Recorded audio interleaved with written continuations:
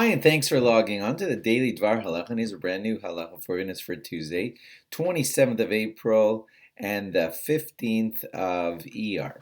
Today, one more halacha about gelatin, such a fascinating substance, and how it turns up kosher in a lot of our foods. Again, it is produced from the hides of animals. Uh, so now, when you and I need gelatin to be in our food or something, remember that it's coming to us from the hide of an animal. And animals, of course, are fleishik. And yet you will find gelatin in certain products and it's treated like it's totally pareve. So that needs some explanation. This is something, now I know milk can come out of an animal and be milchiks. We get that. But for gelatin to be taken right out of the hide of an animal and be considered pareve is like way fascinating. So both Rav Moshe Feinstein Zatzal and Rav Aaron, both of them said that they're kosher and they're pareve, and that would mean it's from a kosher animal, shechted properly, all processed properly, so that you can be taking out kosher gelatin from that animal, because it was shechted and dealt with every which way to keep it a kosher animal, and then take the gelatin out of its hide somehow and turn it into a parve substance. And they say that since the hide is inedible, nobody eats an animal hide, so it's not meat, and therefore the gelatin that comes out of it is not a problem. You can treat it totally like it's parve.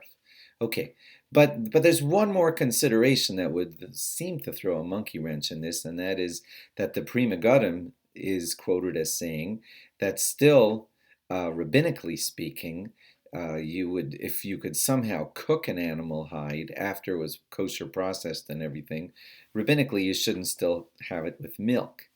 Okay, so that seems to mean that according to the Pri Megadim, there's still some residual fleshikness to that animal hide, because if you cooked it and somehow managed to chew a bite of it, you would not be allowed to have a cup of milk with it. So how are they getting gelatin out of that and considering it pareve?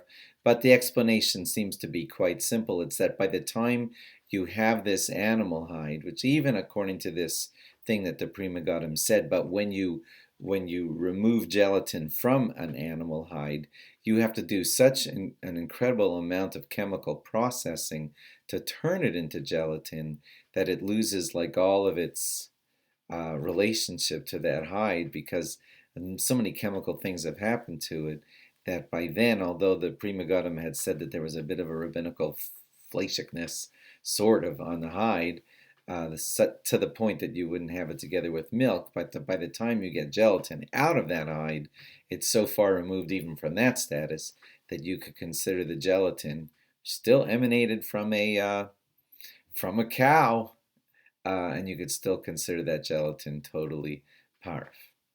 I'm no big food expert. I read these and teach them to you, and you might feel like, well, why do I need to know this? I just look for a kosher symbol on my food, and if there's gelatin in there, but the kosher producer with a proper hechsher told me that it's kosher, it is. That's true. You're right. As long as you have a hechsher on your food, that's a proper hechsher, you're safe eating it. But just teaching us some of the background information on that. Hope it's interesting to you. Thanks for logging on. Log on again tomorrow for more. Bye bye.